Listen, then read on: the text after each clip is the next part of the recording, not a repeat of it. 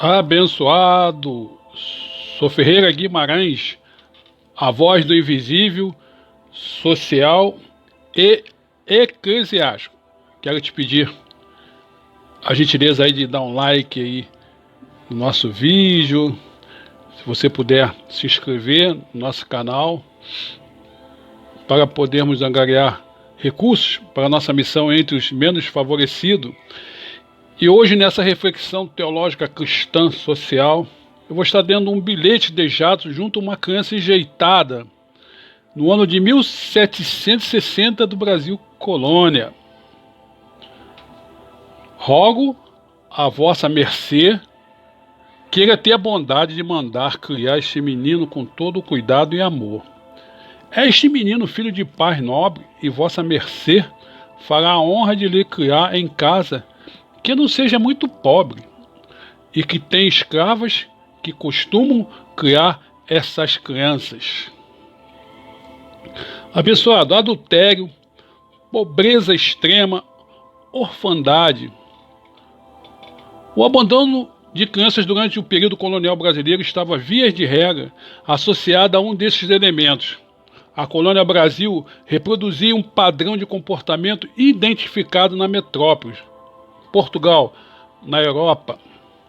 Aqui, como lá, a prática não era carregada de uma condenação moral, mas havia quem se mobilizasse para conter a alta mortalidade de crianças enjeitadas. Isso porque era muito comum deixar o recém-nascido largado em matagais, depósitos de dejetos, lugares em que sobreviver seria uma grande improbabilidade. Esse espaço foi substituído, tempos depois, pelas câmaras municipais e pelas Irmandades da Misericórdia. As câmaras municipais tinham uma função de administrar as vilas e cidades por meio das posturas e que visavam tornar as práticas locais compatíveis com as regras gerais do Império Português. Além disso, havia a função fiscalizadora sobre as condições da vida urbana, abastecimento de gênero, de subsistências, salubridade, higiene e outros. Desde o século XV havia em Portugal as Irmandades da Misericórdia, que a partir da ideia de elogio da pobreza típico da Idade Média, estimulava os ricos a exercerem a caridade para ascender o céu, para ir morar no paraíso, desde que pagasse suas indulgências. Para tanto, atendia os pobres, os doentes, os presos, alienados, aos órfãos desamparados, aos inválidos, às viúvas, pobres e aos mortos sem caixão. Os mais afortunados auxiliavam os desvalidos, exceto os escravos que deveriam ser cuidados por seus donos. As primeiras misericórdias coloniais foram fundadas ainda no século XVI, sendo da Bahia o mais antigo. No século XVII, em função sobretudo da busca pelo ouro na região das Minas Gerais, o número chega a 21 irmandades. Os membros eram recrutados geralmente entre os indivíduos mais abastados da sociedade, mantidas com as anuidades pagas pelos irmãos, dos juros sobre os empréstimos concedidos, da renda de propriedade e de bens herdados, dinheiro de terra e escravos. Era comum também que fiéis em penitência depositassem esmola nas rodas, espécie de barris de madeira aberto em um dos lados, que eram instaladas nas casas da misericórdia. Essas esmolas podiam ser alimentos, remédios, dinheiro e outros benefícios. Mais tarde, é que as crianças passaram a ser também depositadas nessa roda. Então elas passaram a ser chamadas de roda dos expostos ou roda dos enjeitados. As primeiras rodas no Brasil foram construídas ainda no século XVIII, na Bahia, em 1726, e no Rio de Janeiro, em 1738. A mortalidade entre as crianças era alta por conta da falta de higiene, de alimento nos abrigos. Crianças expostas morriam antes de completar um aninho de vida.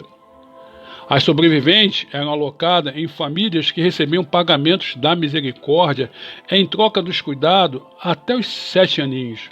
Depois disso, a criança pagava sua estadia com trabalho infantil obrigatório e que, graças a Deus, hoje é coibida pela Constituição Federal de 88 e a Lei 8.069 de 90, o ECA, o Estatuto da Criança e Adolescente.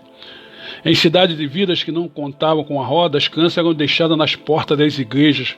Geralmente as crianças escravas não eram enjeitadas, seus senhores as vendiam antes disso. Quando acontecia de aparecer um enjeitado negro, escravo, era porque se desejava, dessa forma, livrá-lo da escravidão. As casas das misericórdias, assim como a ordem religiosa, priorizavam a execução do rito do batismo infantil. Temia-se que, sem a sua realização, caso a criança viesse a morrer, ela não alcançaria o paraíso. Como a chance de óbito era muito grande, a preocupação fazia sentido numa sociedade profundamente marcada pela religiosidade católica. Fatidicamente, atualmente no Brasil, a roda dos enjeitados e dos expostos foram ampliadas para outro sentido, para a condição econômica social da criança e do adolescente. Independentemente de cor, raça, etnia, basta que sejam de famílias pobres, que moram em favelas, em comunidades carentes, ou que residam na rua das bocas de fumo, já são enjeitadas, já são estigmatizadas. Ah, essas crianças são as sementinhas do mal, são elas até mesmo acusada dos escândalos políticos lá do Congresso Nacional em Brasília, do Supremo Tribunal. Elas são culpadas, são sementes do mal. Temos que exterminá-las. E como essa tragédia humana não bastasse aos atual expostos e rejeitados, nesse momento de pandemia, público notável, tem-se suas únicas refeições diárias, as merendas escolares das escolas nas comunidades pobres, desviada por políticos corruptos e gestores públicos para as suas campanhas eleitoreiras ou enriquecimentos ilícitos. Querido, resta-nos então uma reflexão.